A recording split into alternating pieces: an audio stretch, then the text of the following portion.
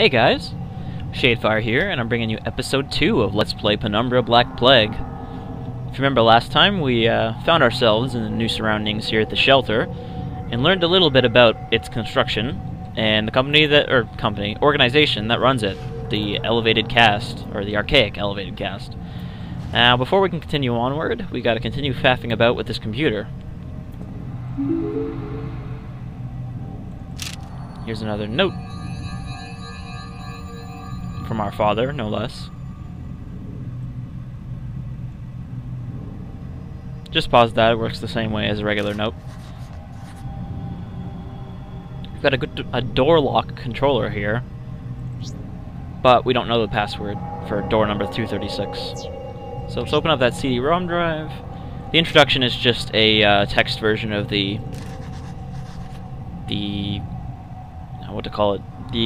video from the end of the last episode. Password changes, door 236, 1167.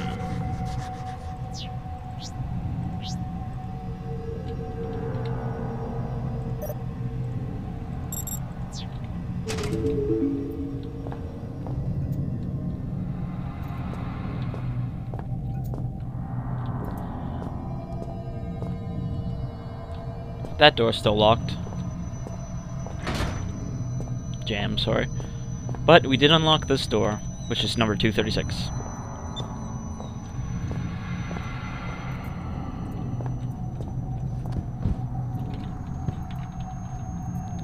Rice Garden?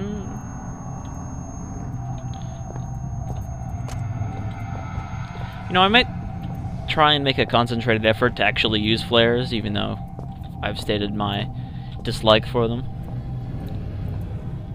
Just because it seems like a thing the game wants you to do. Found our secret passage down here.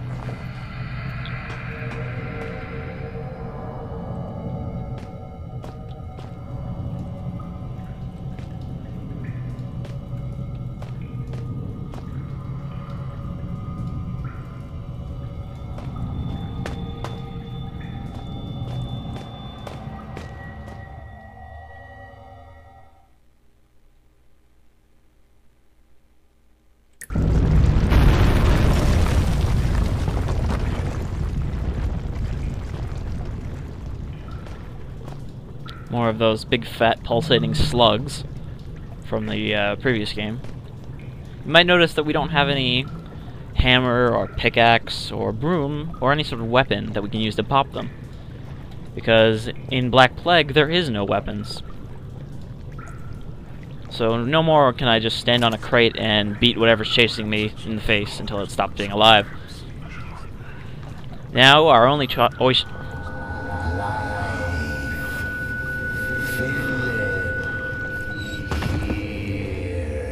Our only choices are to flee or hide in combat. But we just passed out.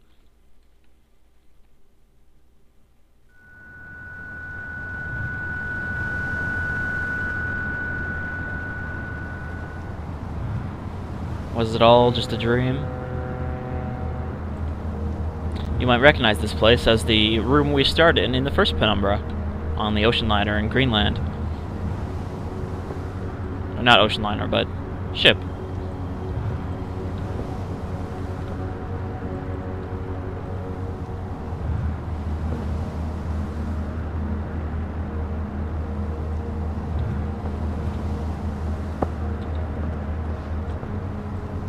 Same map of Greenland.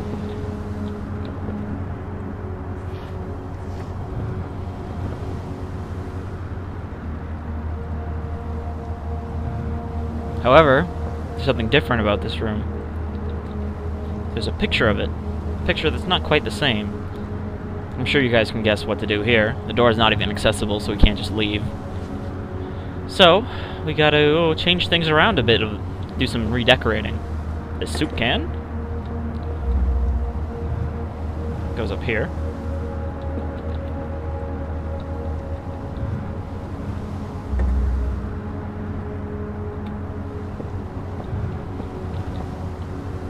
Chest goes under the desk. And there's a second barrel. in the place where there was only one barrel.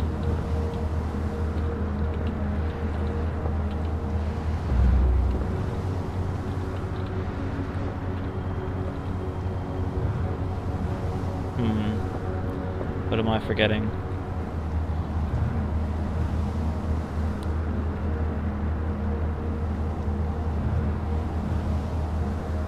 Ah.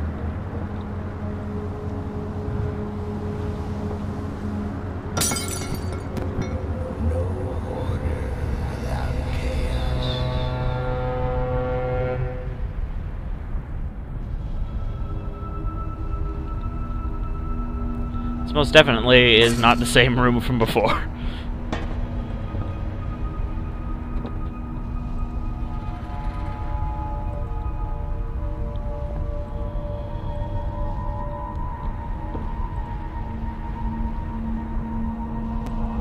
I'm sure you guys remember those eggs from the first game.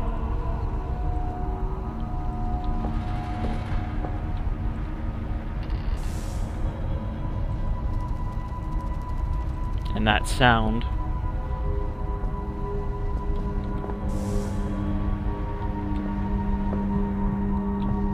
They actually remind me a lot of the eggs from Alien. But with the way they have little folds on the top to open.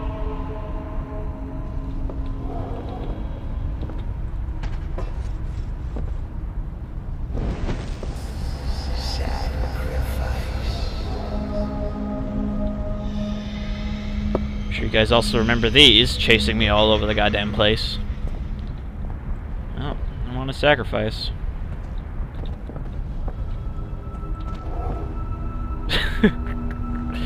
I don't think that's supposed to happen. Even with a dead dog.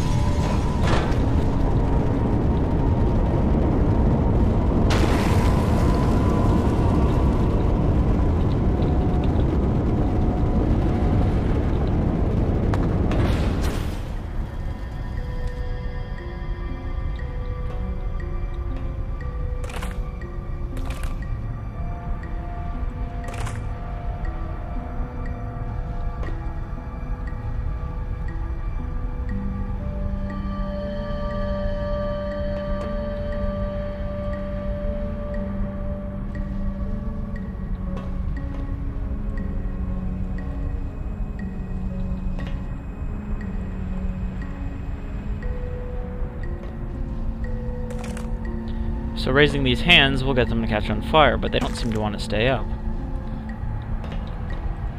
Now, if you remember when we first walked in, this hand was raised. I'm sure you can tell what to do now. You just have to find the correct order in which to raise them.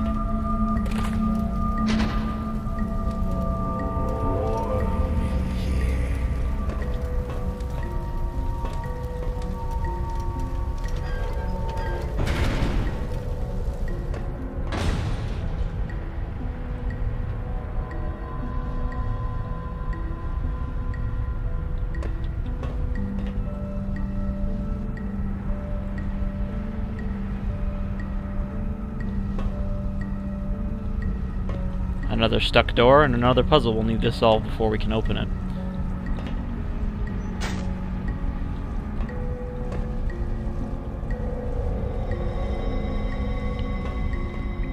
Essentially, we've got all these colored rings and 3 barrels. All you have to do is find the one that has 3 of the color, being the greenish-bluish ones here. So just slide these barrels over. Barrels like to be a little finicky sometimes.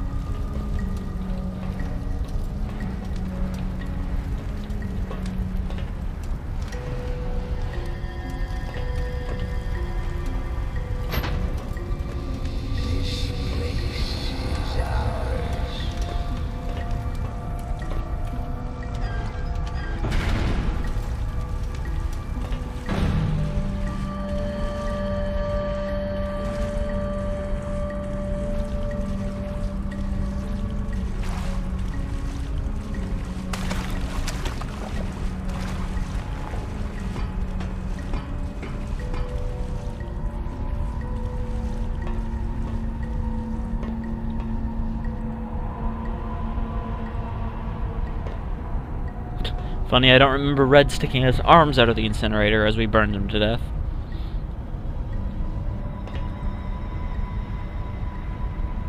Another puzzle! This one's not even really a puzzle.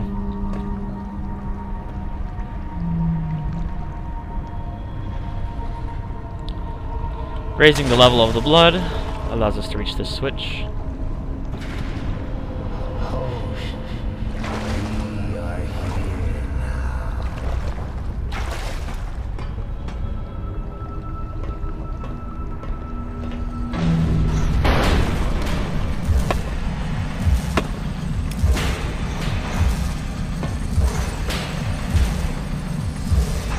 It's just a dark room full of floating, moving platforms.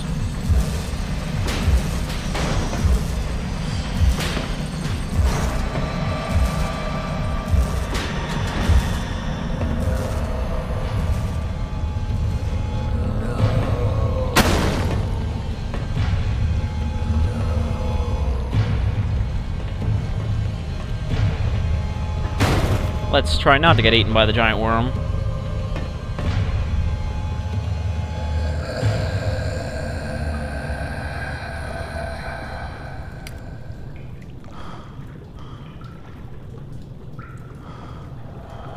Hello?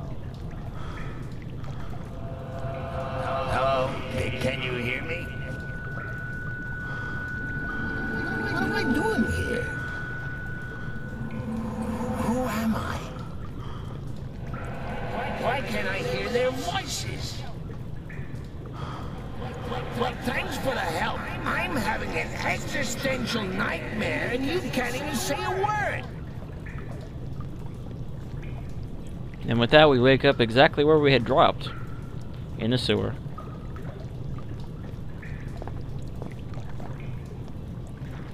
But before we can get across this gap and possibly figure out who the hell is talking to us,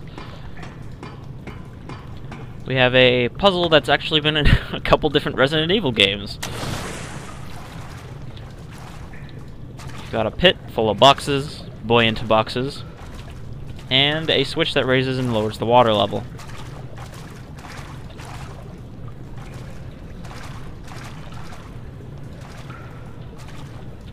Sure, the astute among you can already figure out what I'm doing.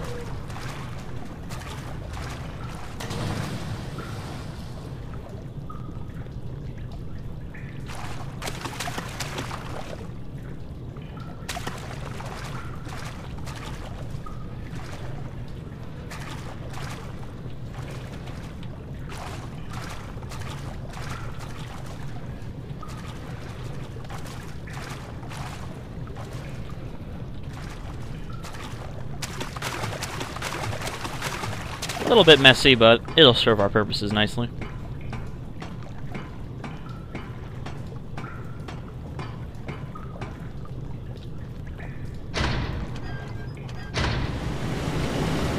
And voila! It's no fancy Moses trick, but it does serve our purposes for getting across.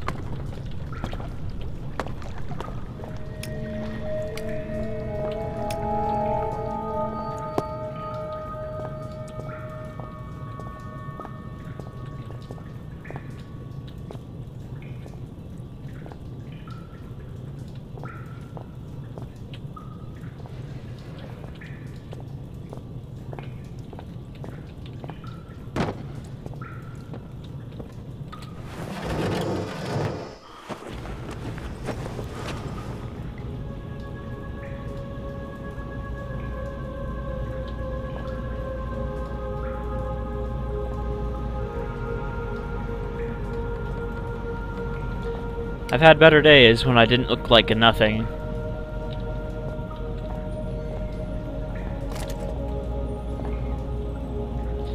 Even more so than the first game, we're going to be finding a lot of batteries for our flashlight. Wow, Philip is really tall. He would not be able to use these showers very well without having to crouch down.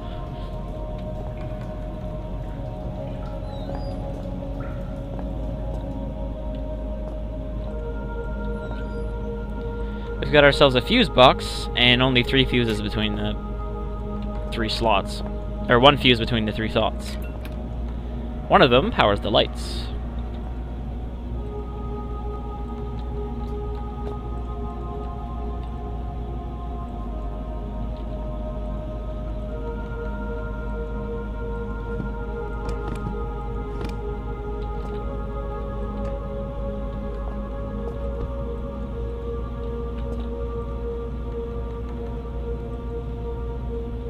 Philip, ever the scientist.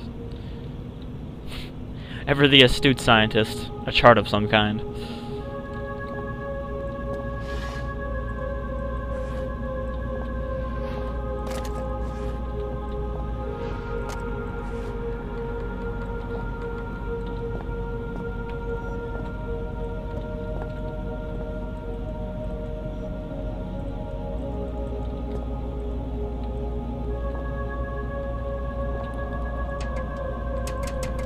Computer has no power, and the door has no power. I'm sure you now can figure out that one of these is powered by one of the fuse slots, and the door is powered by the other.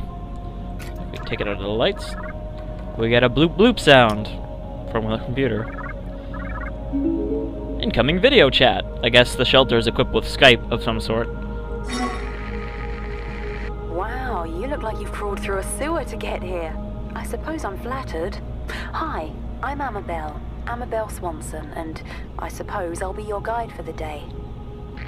Hello? Can you hear me? I think the transmission's only one way. I've got a webcam. Pull a silly face if you can hear me. Oh, very attractive. Okay, we're on. There's some things you need to know. Sure. Whatever you say, lady. We released a virus. It wiped us out. 3 weeks ago, we tried to get out through the mines, but it didn't work the way we'd planned. I think one of the Inuit workers made it, but others were taken. Some panicked and got lost. I ran, and when I stopped, I was on my own. Oh, and another symptom is déjà vu. The only chance we have is a man called Howard. He said he'd found a solution to the virus. His vitals last registered in the library, but only members of the organization have access. I'm still seeing a few life signs in the residential quarter. You need to find a survivor and get through into the library. Oh, and look out for our medical guy, Richard Eminis. He was acting strangely when I last saw him. What else don't you know? Let's see. Watch out for signs of infection. Present and accounted for. Did you say something? Look, the symptoms we know about are paranoia and oral distortion. Oh, and another symptom is déjà vu. Enough already. My sides are splitting. Well, I think that's everything you need to know. I'm sending over some research on the virus, and I'll get some doors open for you. Maybe now we can shoot the ship. So in case you're wondering, no, the lady could not hear the crazy voice in our head. But, speaking of crazy, it's nice to find someone unlike Red who doesn't seem to be crazy initially. Of course, she's probably not been trapped in a mine for as long as Red was, but here's another note.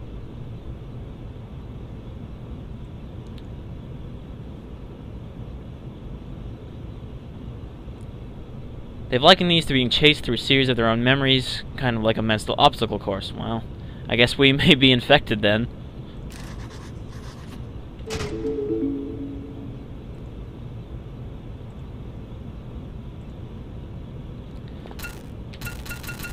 Also, unfortunately, because I had our flashlight out while we were in that video chat, the battery's actually drained because it still counted as being out.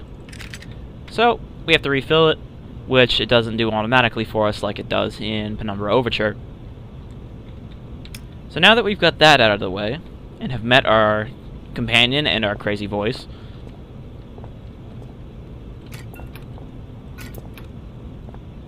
I'd say that's a good place to end the episode. Hopefully next time we'll find out more about these two voices. Anyhow, I'm your host Shadefyre, and I will see you next time in Let's Play Penumbra Black Plague. Over and out.